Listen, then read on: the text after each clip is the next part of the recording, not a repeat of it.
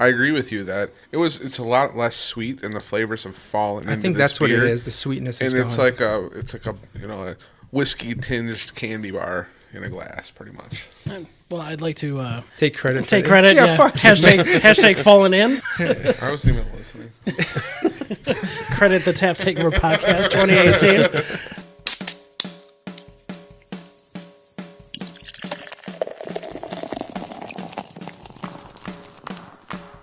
Cheers.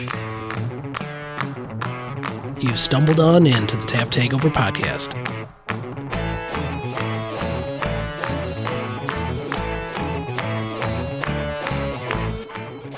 Welcome to the Tap Takeover Podcast for a very special 25,000 downloads episode. This episode, we're just going to do a quick little tasting for you. We're going to thank everybody involved with the podcast and everybody who's been listening and downloading. 25,000 downloads is nothing to sneeze at. And for the occasion today, we've each brought a separate beer. Some whales, some regular beers. I may have brought the only whale. Thanks, Captain Ahab. But we got some great beers to share with you guys, and each one's kind of got a story, and I think that's what's going to bring this whole episode together. Let's start with you, Jim. You brought one from one of our very first episodes, not one of the beers we tried in that episode because the brewery's changed quite a bit, but tell us about your beer. Yeah, friend of the show, Eagle Park. When I look back over our growth in the past 2 years, it really mirrors how Eagle Park has grown along with the beer scene in Milwaukee and Wisconsin in the Midwest. And for me, they were no-brainer. One of the things I love about what they're doing today and with the hazy IPAs is that you got to drink them fresh. And now we've got someone here producing a decent volume that we can just go down and get a really fresh hazy IPA, and they're just crushing it right now. So we got a tropical milkshake IPA. Let's have a little taste. So, I mean, they're doing releases pretty much every weekend. They're really coming up, and it's been fun to see, like you said. And they're doing a lot of different styles, too, and that's what's so exciting, too. It's just not IPAs. It's just not fruited gozas or Berliner Weisses. It's some stouts and... You know, I think one of the most exciting things about Eagle Park is that they took their very small origins. You know, their very first tap room was very small. Their brewery system was very small. And they took that to heart and said, we're going to keep throwing things at the wall and see what sticks. And see what the audience wants, to put it in rock and roll terms, as I'm sure they would appreciate. But I think that's a way to grow your brewery organically. You know, some people might come out and they might just have their basic beers, their kind of flagship beers. But Eagle Park is going about it in, I think, the right way, especially for a brewery of their size. Jesus, what do you take away from this first beer? I really like, I guess this one has lactose, right? Mm-hmm. Yeah, this is one of the milkshakes. Yeah, the tropical name of it, that's what it takes me to. You know, it is just really easy drinking. I wish it was nicer outside right now. We're getting a little cold, but this is like a perfect easy drinking beer. It has that body to it. I think it's good. Now, Andy, you said that the base on this beer is very similar to another milkshake one that they do. Yeah, the Big Bottoms that they put out a couple of times in the last couple of weeks. It's a double milkshake IPA with I think it's orange zest and vanilla. Blood orange, mandarin oranges, and tangerines. That's the bottom. Yeah, it's a beautiful color too. It's like you're used to seeing it has that yellow orange color, you know. Yeah, it's got a great flavor. The tropical fruits are kind of giving it a little bit of a sour flavor, which I'm really kind of digging. It's not like a full sour or anything, but yeah, it's got all kinds of different flavors going on. I'm enjoying the hell out of this one. It's just a very delicious beer, and they've been knocking it out of the park pretty much with everything. But the new milkshake series, I really like. So, Jim, do you have a favorite memory from that interview at Eagle Park? You know, what struck me was just how small they were. After the interview, Jake took me back and just showed me the brewery, and it was a glorified home brewing system back there. And then they were really excited. They had just installed a bright tank that they had no idea how to work. They actually needed the boys from Enlightened from downstairs to show them how to use it. So they came from very humble beginnings, and to see where they are today is so great. You know, I think another thing that's funny about that interview is that they're one of the first breweries that contacted us. I mean, we were both starting off at the same time, so we kind of were figuring this whole podcasting thing out. So let's continue down memory lane here. Andy, what did you bring? So the next stop on our little journey, the 25,000 downloads, is Goose Island with the 2016 Bourbon County. We had an awesome Sunday morning down there in Chicago at the Barrel Warehouse. Perfect time to be drinking those heavy beers. Yeah, we all drank way too much Bourbon County. It was a lot of fun. Some of us more than others. Yeah, just a little bit. It's a very surreal when they have 2015 just on tap there in their employee break room. Amazing. Hanging out, yeah. I mean, the brewery itself is amazing. We've talked before about it, but the 75,000 square feet, the floor-to-ceiling barrels, half of it divided for Bourbon County, the other half for their sour line. What an event, what an amazing event. And I think we had more brewers on that episode than we've ever had. It was six people sitting across from the four of us, 10 of us on that episode. It was a supersized episode, a supersized brewery, and a supersized warehouse. That was great. So what are you guys thinking of the 2016 version of Bourbon County? I think this beer is primed and ready to go. I mean, it usually is right out of the gate. But Man, it's so smooth. I love this beer. Yeah, you're right. I've had it like the newest one. I still think it's a little hot when you get the newest one. This is 16. No, but it's super smooth. It's great, easy drinking, but it's still pretty high in alcohol. I guess, what do you guys think about this whole aging thing in general? I mean, 16 seems like this is ready to go now, like Andy was saying. Jim, do you think that we should lay this down another year? What do you think? No, I think this is ready to drink right now. It's a touch hot, but it's, what is this, like 14.7, 15.3, something? I mean, like the ABV on these beers are ridiculous. But it's 13.8 on this one. Okay, 13.8. That's still a big beer. It's got a ton of body, but the heat has died down because they are a little hot when they come out fresh. But it's mellowed a touch, but you still get such a great bourbon flavor. The base stout is so fantastic. 2016 is a sweet spot for the base. And, I think it's one of those things that we ask every single brewer that's on the show. We ask them, would you recommend that our listeners put that beer aside for a couple months, a year, or do you think it's ready to now? And we've had a lot of different answers. I think Half Acre was the first ones on the show who said, drink that shit now. You guys are crazy.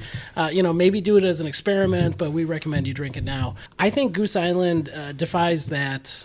It defies that definition. I've had a 2012 just recently and a 2013 and a 2014. Those are all tasting amazing. I mean, this is the sort of beer that you can lay down for a little while as long as it's good conditions, less than 50 degrees in your cellar.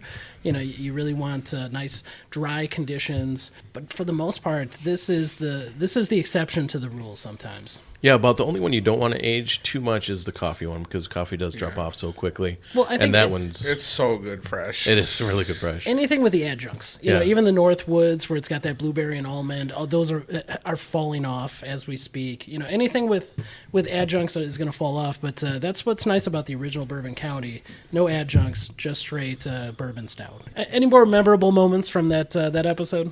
Well, for me, honestly, it was just sitting across from Quinn. I didn't know that he was the one who came up with the recipe for that prop with the Bananas Foster. It was amazing beer. We had it there. It was just so different because you never would think that combination or that type of beer would be anything other than like the super sweet kind of just a terrible mix. But he just did it. It was so smooth, so perfect. And it was cool sitting across from him, hearing that story. So.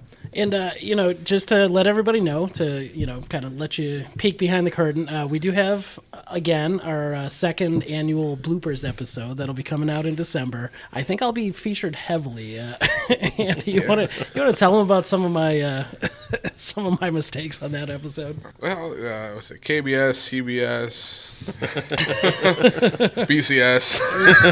I was having some issues. Yeah, that'll be a fun part of our blooper episode that'll be coming. Those guys must have really thought you were at Founders. In my defense, I was at Founders the day before. All right, well, let's get on to the next one here, and this one's one of mine. This was from my very first trip out to Decorah, Iowa. The beer that I chose was Morning Delight from Toppling Goliath. So I knew that we needed definitely a whale for this evening, and this one is batch 4. So this was a year ago. This was my first trip out there. I got to sit down with Clark and Mike, and the really fun part about that is I immediately fell in love with Decorah. So the very next time I could get out there, there. I was out there for the Assassin release, and then I was lucky enough to get a ticket for the Batch 5 Morning Delight this past year. Jim joined me. And Jim, that was your first time in Decorah. Yep. The really fun part about all of it is Decorah's got 2 great breweries. Yes, it is. So we got to sit down with Pulpit Rock, our second time out, and get them on the record. And I'll tell you what, it was very fun telling the story of those 2 breweries almost a year apart. Jim, what do you think of Decorah? You know, it's in a beautiful part of Iowa, that northeastern part. It's got some of the driftless geography to it, so it's got a lot of rolling hills, obviously a lot of farmland. But I was actually blown away. I mean, it's a cute little town, but how does this little town have 2 really great breweries? And I mean, it's pretty amazing. But it is adorable place to go to, and I highly recommend it. Yeah, and I think a big reason that those 2 breweries do so well is because of the special releases. You know, the Morning Delights, the KBS, the Pulpit Rock is releasing something almost every other week. It seems like they're very much the Eagle Park of Iowa, of Decorah, Iowa. Andy, Jesus, what do you guys taste in here? A year removed from the release on this Morning Delight. Well, I think I've said it before on Wax here that Morning Delight, when we had it last year, was my favorite beer of the year. I thought it was perfect balance, everything. They had that sweetness. You had the stout base. It was fantastic. You still get that sweetness here, but I think there's a little bit weird on the nose. Jim, what's going on there? Yeah, so I mean, this is one of the hazards of cellar aging is there's the possibility of oxidation. And that's what we're getting on the nose here. There's this kind of cardboard, kind of papery nose on it. And that's because of just oxidation of the beer. Yeah, but besides that, the actual taste is still there, but it still has it fell off a little bit for me because it was just so amazing the first time I had it. Well, I'd say it's definitely not as sweet. The syrup has either dissipated or kind of fallen into the beer a little more. I'd say it might be a little more well balanced than it was originally. It was very heavy on the maple syrup when we first tried it, which was very very soon after the release. I don't know. I still think this is really nice. You might be tasting a little bit of off flavors. I don't know. I'm not getting all of that. I still think this is tasting pretty delicious. Andy, what do you say? I kind of agree with Jesus on this one. It's it's not as exquisite as it was before. Don't get me wrong; it's still really really good, but it's not what it once was. So this one, at least this batch, I'd say drink it fresh if you could have, right? It's the experiments, right? Ridiculously good. Yeah, that's why the experiments. Right. This is why we drink for the people. we put That's stuff right. in our cellars. It's why we drink one fresh. Yep, exactly. So go back to our Toppling Goliath episode and get our fresh comments. But this one, after a year, a little interesting. So, Jesus, we're going to have you round us out here on the last beer for the 25,000 download episode. Where are we going to on this little journey? We're going to a brewery where I guess I've been following them ever since they started, just by chance. I went to a beer festival probably 6 years ago. They were there. They've rebranded, done a whole bunch of stuff. I'm talking about Three Sheeps and Sheboygan. And the beer I picked was the PTO, Pay Time Off Bourbon Barrel Aged. And actually, this one came out a couple days after we were there to celebrate their 6th anniversary. It's a huge party, so we were there a couple days before. Didn't try it on tap, but we came back and got the bottles. And like I said, I've been a fan of the brewery for quite some time. And so, Alex, what do you think about the beer? I think this is fantastic. The pay time off, we were talking about adjuncts earlier and how they might have fallen off. And I think this one's fallen off just a hair, but it's like the adjuncts have fallen in. It's a much better blend. The interesting thing about the pay time off is it actually started as a black wheat ale.